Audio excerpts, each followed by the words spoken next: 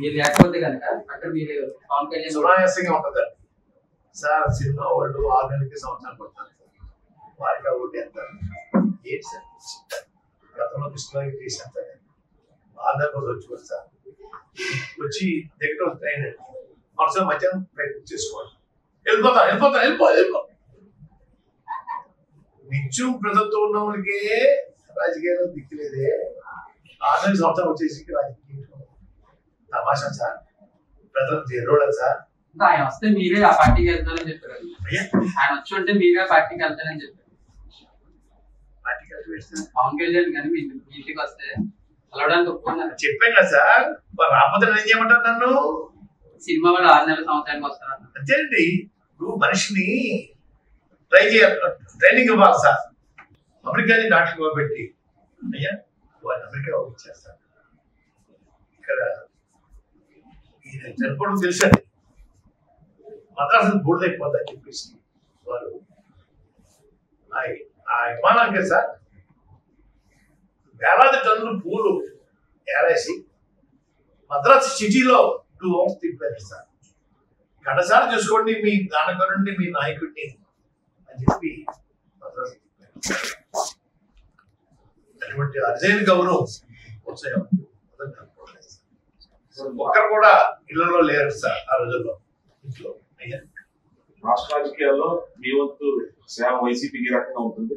ఉద్యోగంలో ఉన్న వాళ్ళంతా కూడా ఇప్పుడు మీతో నడవబోతున్న వైసీపీ ఇంటికి అందరూ నడుస్తారు సార్. అందరూ నడుస్తారు సార్. ముఖ్యమంత్రి గారు ఏం ఆదేశిస్తే ఆ రకంగా నేను వాళ్ళకి సేవలు అందించడానికి సిద్ధమని చెప్పి చాలా బాధపడ్డారు. ఉన్న 3 సీట్లు కూడా నేనే ఇవ్వాల్సి వచ్చింది. అంటే ఉమ్మడి పొత్తులో భాగంగా ఎంత సాహసం చేసి వస్తే పార్టీ కోసం ఏం సాహసం చేయాలి చాలా ఆయన బాధపడ్డారు. అంటే ఆయన తప్పు చేసినట్టు ఒప్పుకోవడానికి మొత్తం చేసేమని చెప్పడం ఇంకా బాగుంటుంది. మొత్తం చేసేమని చెప్పడం ఇంకా బాగుంటుంది సార్. ఒకటి చెప్తున్నాను సార్. సినిమా వాళ్ళని ఎన్టీ రామారావు నమ్మారు సార్. ఎన్టీ రామారావు నమ్మారండి. దేవుడు అనుకున్నారు సార్, కృష్ణుడు అనుకున్నారు సార్, రాముడు అనుకున్నారు సార్. వారు నమ్మారు. ఎవరిని రాష్ట్రంలో నమ్మలేదండి, నమ్మరు. తమిళనాడులో ఎంజి రామచంద్ర గారు దేవుడు సార్. ఆయన దేవుడు అండి. ఆయన సినిమా నటులు ప్లస్ ముఖ్యమంత్రి అండి. అటువంటి నటులు అటువంటి దానకరుణ్ణి ఎవరు మీరు చూసి ఉంటే మీకు తెలియదండి. వారికి ఆ రోజుల్లో కిరాయండి ఎన్టీ రామారావు గారికి, వారికి, శివాజీ గణేష్ గారికి, ఎంజి రామచంద్ర గారికి, కర్ణాటక రాజ్కుమార్ గారికి 5కి కిరాయి 3 లక్షలు అండి. ఆ రోజుల్లో అందరూ ఇంటి పట్టిపోయిన డబ్బులు అండి. ఎంజి రామచంద్ర గారు 1,50,000 తీసుకెళ్ళి 1,50,000 పేదలకి తెచ్చేవాళ్ళు జత పట్ల ఇచ్చేవారు సార్. ఫుట్పాత్ మీద చాలా మంది ఉండేవారు, వేలాది మంది అండి. వారందరికీ రగ్గు, 2 పంచులు, 2 చొక్కాలు డబ్బులు ఇచ్చేవారు సార్. ఈ డబ్బుతో వారు రోజు అసెంబ్లీకి వెళ్ళిపోతారు సార్. రోజుకు విధంగా వెళ్ళిపోతాయి. వెనకాల ఇంత తట్టుతోటి నిమ్మకాయలు ఉంటాయి సార్. ఒక 5 నిమిషాలు వెళ్ళి పెట్టండి, 1 గంట 2 గంటలు పట్టిందండి వారికి. పేదవాళ్ళంతా రోడ్డుకి వచ్చేసి పిల్లల్ని చూపించుకున్నాడు. వాళ్ళు 2 నిమ్మకాయలు చూసి తీసేసి అయ్యా పేరు పెట్టమంటే పేరు పెట్టుకోండి సార్. అప్పుడు ఇండిపెండెంట్గా ఉన్నాను సార్. పార్టీలో చేయలేదు సార్. పార్టీ ఆదేశాలు శిరసావహిస్తాను చెప్పాను. పార్టీ ఆదేశిస్తే ఏమైనా చేస్తాను. ఇప్పుడు ఆదేశిస్తే పోటీ చేస్తారంటారు. పార్టీ ఆదేశిస్తూ ఏదో చేస్తా చెప్పాను. అన్ని అందులో వస్తాయి సార్. అర్థాలు మీరు రకరకాల ప్రశ్న ఎక్కండి. పార్టీ ఆదేశిస్తే ఏదైనా చేయడానికి సిద్ధం అండి. ఉద్యమంలో చాలా ఇబ్బందులు పడ్డారు, అవమానపడ్డారు. అలాగే రీసెంట్ గా వైసీపీ ముందు జనసేన ఇంటికి వచ్చి మరి ఛాలెంజ్ అని చెప్పి అప్పుడు కూడా మిమ్మల్ని అవమానించినట్టు జనసేన మామూలు అవమానం కాదు సార్. రాయబారం చేశారు సార్. వస్తా అన్నారు సార్. వెల్కమ్ సార్, వెల్కమ్ చెప్తారు. ఆహ్వానిస్తాను చెప్పారు. మళ్ళా వచ్చేసి జనవరి 20 తగ్గుకు వస్తాం, 20 తగ్గుకు వస్తున్నారండి. లేదు అయ్యే చెల్లుతున్నాం వస్తున్నారు. 4వ సైజు కూడా ఇద్దాం అనుకున్నాం సార్. వద్దులని చెప్పి మానేశాను సార్. వద్దులని కాదు, హైదరాబాద్ కోసం సలహా చేస్తామని చెప్పి స్టీల్ ప్లాంట్ విషయం సార్ ఎవరికి తెలియదు సార్, మీకు కూడా తెలియదు. 76 మంది ఎమ్మెల్యే రాజీనామా చేశారు సార్ రోజుల్లో. అందులో మా తండ్రి గారు ఇండిపెండెంట్ ఎమ్మెల్యే, వారు రాజీనామా చేశారు సార్. ఎంతో మంది ప్రాణం త్యాగం చేశారు. ఎంతో మంది రైతులు భూమి దానం చేశారు సార్. 500 వెయ్యి ఇచ్చారు సార్. ఎక్కడ పేద రైతులండి ఏ కోసం ఇచ్చారు సార్? మా పిల్లలకు ఉద్యోగం వస్తాయని ఆశలు ఇచ్చారు సార్. ఆ రోజుల్లో అమృతరావు గారు ఆమరణ చేస్తే సార్ డైలీ రిలీఫ్ వాచింగ్లు ఉండేయండి. మా తండ్రి గారు కాక కలరా దగ్గర ఒక రోజు చేసిన వచ్చి పెట్టారు సార్ ఆ స్టీల్ ప్లాంట్ కోసం. అటువంటిది ప్రైవేట్ పనులు చేస్తుంటే బాధ కలిగి ప్రధానమంత్రి గారు కూడా ప్రశ్నించారు, తప్పండి అయ్యా, ఆలోచించండి అయ్యా, న్యాయం కదండి అయ్యా. ఖచ్చితంగా పోటీ చేయాలంటే అన్నారు. పార్టీ ఆదేశం ఏదైనా శిరసావిస్తాను సార్. వారికి ఎటువంటి ఇబ్బంది కలగ చేయకూడదు. ఆల్రెడీ క్యాండిడేట్స్ వారు లిస్ట్ తయారు చేసుకున్నారు. నేను అందులో వారిని డిస్టర్బ్ చేయకూడదు పెట్టుకున్నానండి. వారు ఆదేశిస్తూ ఏమైనా చేస్తాను. డిస్కస్ రాలేదండి. నేను ఎటువంటి కోరిక లేకుండా మీ సేవ చేయడానికి వచ్చే చెప్పాను. మిమ్మల్ని హరిరామ జోగారు గారి ఎవరో కూడా నన్ను ప్రశ్నించకూడదు మా పవన్ కళ్యాణ్ సభలో చెప్పారు. మీరు అంటే ఒక పెద్దలను అవమానించినట్టుగా, ఒక సామాజిక వర్గానికి చెందిన పెద్దలు అవమానించినట్టుగా అంతమంది సాక్షిగా నన్ను ఎవరు ప్రశ్నించకూడదు, నేను చెప్పినట్టే వినాలి. పవన్ కళ్యాణ్ సమాధానం ఆ సంబంధం ఏంటండి? ఆయనకి నాకు సంబంధం ఏంటి చెప్పడు అసలు. సినిమా ఫీల్డ్ పుట్టింది నేనన్నా చెప్పాను, ముందు రాజకీయాల్లో నేను పుట్టానని చెప్పానండి. నేను కానీ మొన్న పుట్టిన ప్రశ్నించబెట్టి ఆ ప్రశ్న ఏం సమాధానం చెప్పాలండి? చెప్పను. అటువంటి మాట కూడా కొందరికి మీకు అర్హత లేకుండా పోయింది. కానీ మీరన్నా అడగాలి కదా. నేను ఏం చేస్తాను సార్, రేపు ముందు కోసం ఏం చేస్తారు సార్ సర్వీస్. అలాగే బీజేపీ వారికి చేస్తారు. విజయనడిగా వస్తున్నారకపోతే బీజేపీ నుంచి ఫోన్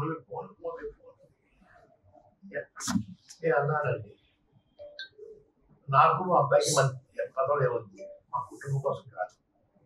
మీరు 175 సీట్లు పోటీ చేస్తే చెప్పండి, నేను పనిచేస్తాను.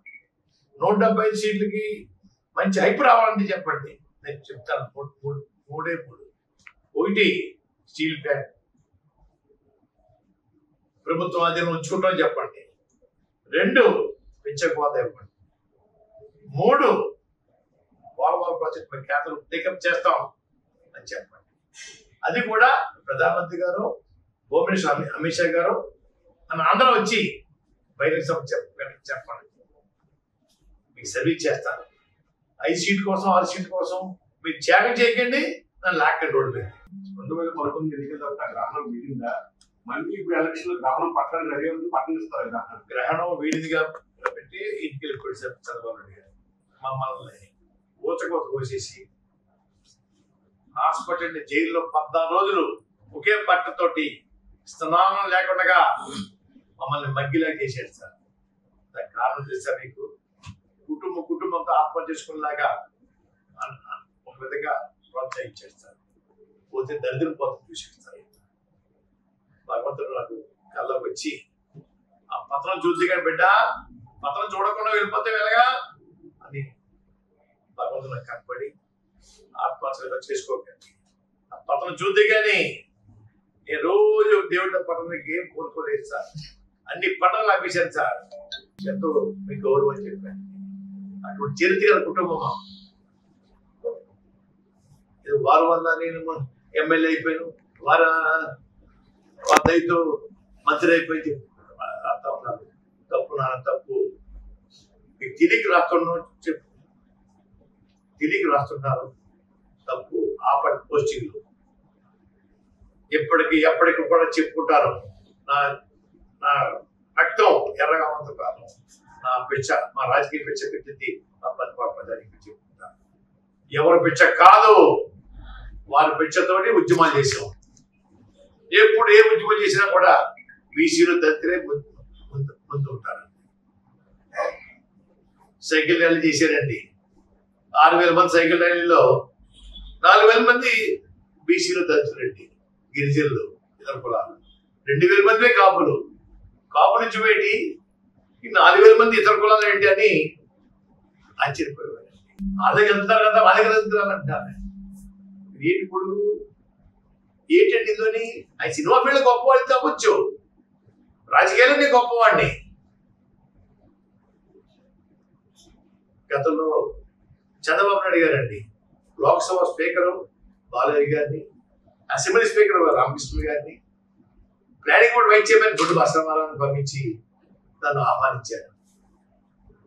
చంద్రబాబు నాయుడు దగ్గరికి వెళ్ళారు. రాజకీయంలో ఆయన పండిపోయి ఉన్నాడు. వారింటికి వెళ్ళారు. రాజీవ్ గాంధీ గారు ఆహ్వానం మేరకు రాజీవ్ గాంధీ గారు ఢిల్లీ కలిశారండి. రాజకీయ నాయకుడిని రాజకీయాన్ని గౌరవిస్తారండి. వాళ్ళు రారా వస్తా అని చెప్పేసి ఎనప నీటిలో నాపెట్టేసి అదిగో ఇదిగో చెప్పడమా, ఎందుకు రాలేదంటమా, ఇది మంచి పని కాదు. మిత్రులారా, మిమ్మల్ని మిత్రులు ఏమో చెప్పాలనుకుంటాను. గౌరవం సోదరులు అన్నా తప్పుడు కోచింగ్ పెడతా ఉన్నారు. రాజకీయాల్లో నేను ముందున్నాను, సినిమా ఫీల్డ్ లో నేను ముందున్నాను. వీళ్ళందరూ ఎవరు లేరు మా పాట చెప్పడానికి. పిలుస్తాయి వీళ్ళకి హక్కు లేదు. రాజకీయాలు నేర్చుకోవడం మా దగ్గర నేర్చుకోవాలా. ఇంకో విషయం చెప్తానండి. ఆ రోజుల్లో మా తాతగారు కర్నూలు మున్సిపల్ ట్రైనింగ్ అయ్యేది ఐఏఎస్ ఆఫీసర్ కండి. విత్ ఐఏఎస్ ఆఫీసరు మా తండ్రి గారు మా తాతగారి ట్రైనింగ్ గురించి చదువుతా బాగున్నాయండి.